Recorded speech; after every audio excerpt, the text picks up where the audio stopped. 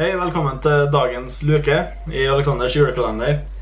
I dag så skal vi gå gjennom litt make-up, for at rundt juletider så er det viktig å se bra ut og on point når du skal i familieselskap.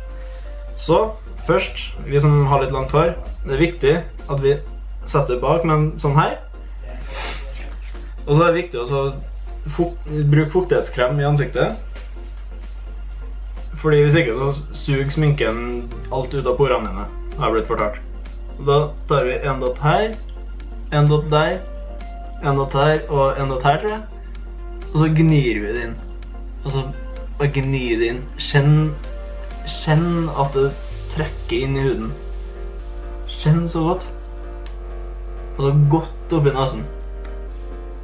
Og så inn i barten, for de som har det. Bare gni. Alright, nå har du fått fuktighetskrem i ansiktet, og da er det på tide med foundation. I dag så skal jeg bruke Lindex sin Perfect Skin, som den heter. Fokus. Så da er det viktig å åpne denne veien, for hvis ikke så kommer det foundation overalt, og du vil ikke at gulvet skal ha foundation. Så er det viktig å ta en stor klatt, la som at du har tequila. En stor klatt her. Og så er det bare å finne en børste. Og så dotter du den nedi.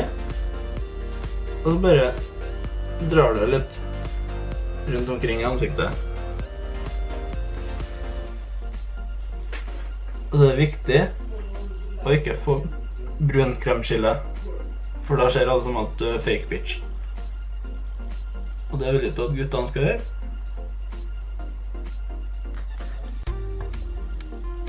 Sånn, og så bruker vi en sånn svamp. Den koster 200 spenn. Og så blender du.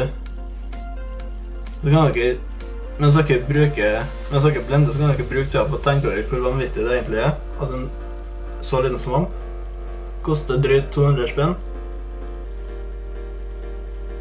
Visste dere at svamper egentlig er levende dyr? Så har du fått gnidd det godt utover i ansiktet. Etter foundation så er det kontur. Da er det viktig å finne en pensel som er tynn nok. Og så er det viktig å finne sin farge. Jeg bruker kontur av Makeup Mekka. Knallprodukt. Skal vi se. Og da er min farge litt mørk. Så da tar vi det. Så det er viktig å legge det i skjegglinja. Fukte penselen litt til. Så det er viktig å ikke ha det helt inn i munnvika, for det skal ikke se ut som jokeren. Ok. Så skal du blende, og da er frem med 200 kroner svampen igjen. Og så er det viktig å dytte inn i huden. Du skal dytte inn, ikke dra det utover, for det skal ikke se ut som en James Pollock-maleri, sant? Ok. Så er det viktig å få med hele panna.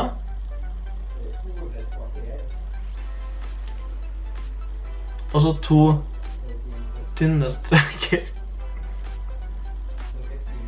2 tynne streker på siden av nasen.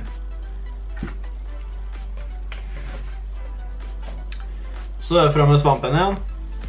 Og dytte godt inn i huden. Etter kontor så er det viktig med pudder, og i dag så skal jeg bruke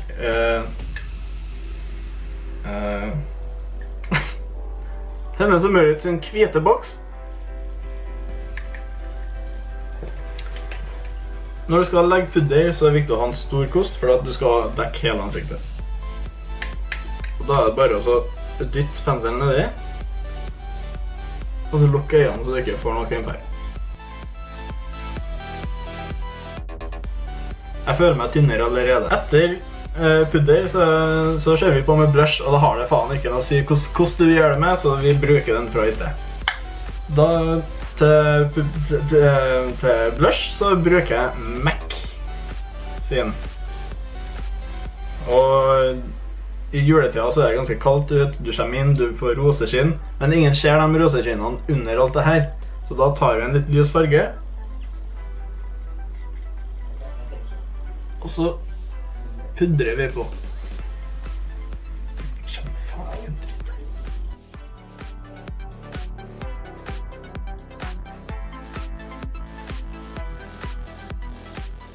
Nå som du har perfekte roserøde skinn, så det viktig med øyenbrynene. Og til dem så skal jeg bruke Isadora Intense Brows Duo Compact Cream. Den ser sånn der ut. Og da tar vi verdens minste pensel. Og så blander vi godt med det her. Og så tegner vi... Oi! Det kommer til å se bra ut til slutt. Ok.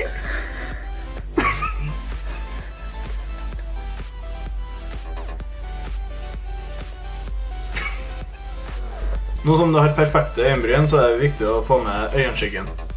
Da er det viktig... Jeg må jo først nevne at jeg bruker...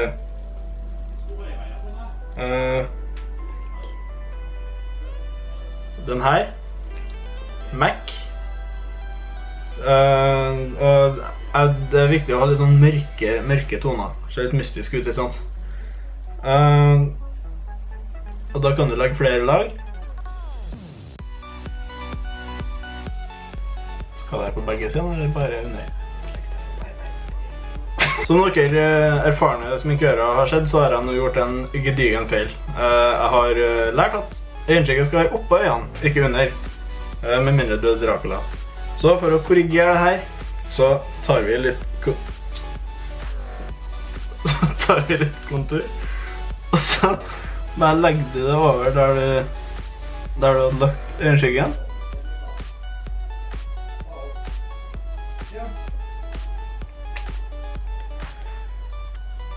Og så frem med svampen. God som ny. Så da prøver vi igjen. Hva faen har jeg gjort av tingene? Ok. Da tar vi mørke farger oppå.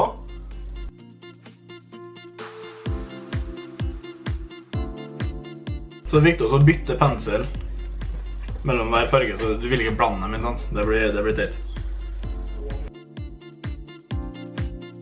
Altså dårlig til å sminke på venstre siden. Så siste fargen, vi velger å legge 3 lag i dag.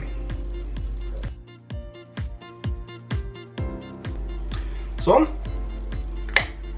Da var det gjort. Da er det eyeliner som står som neste punkt. Og da bruker jeg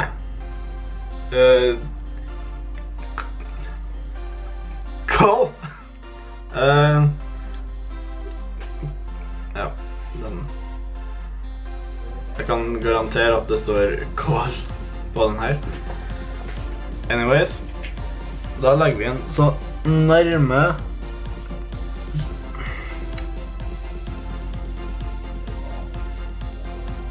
den skal helt ned med øyevippene. Og så skal jeg på nedi bløtlinja på elevatlinja. Driten gir ikke farge. Ja, der. Det er viktig at du ikke pirker seg selv inn på øyet, for at det svir.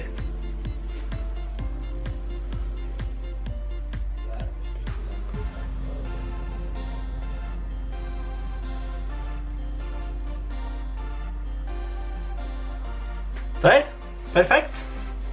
Nå som du har lagt en perfekt eyeliner, så er det på tide med mascara. Da bruker jeg Maybelline New York sin Sensational Lash Sensational, heter den. Det er ikke noe fokus der, nei. Alright. Trikset her, det er å legge den inntil øyevippen, og så blunke mens du drar oppover. Blunk mens du drar oppover. Det er viktig å få med alle de gode vippene. Au! Ikke pirk deg selv på øyet. Det er ekkelt. Au! Igjen, ikke pirk deg selv på øyet. Men se for et godt resultat. Du er nesten perfekt, det er bare leppestiften som står igjen. Og da bruker jeg MAC sin MAC sin leppestift, og vi går litt dristig i dag. Det er jul, det er ikke hver gang du kan bruke så dristige farger. Anyways, trutmunn.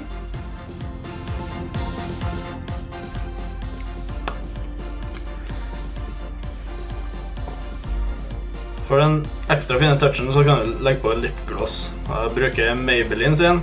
Jeg gir opp fokusen. Det er Maybelline sin lipgloss. Og den er lilla.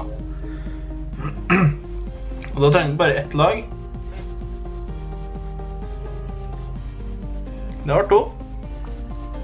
Men du ser perfekt ut. Nå er du klar til å brase inn på neste familieselskap eller julebord. Wink. Og ta alle sammen med storm. Fordi du har lært av Alexander. God jul, og vi ses neste gang.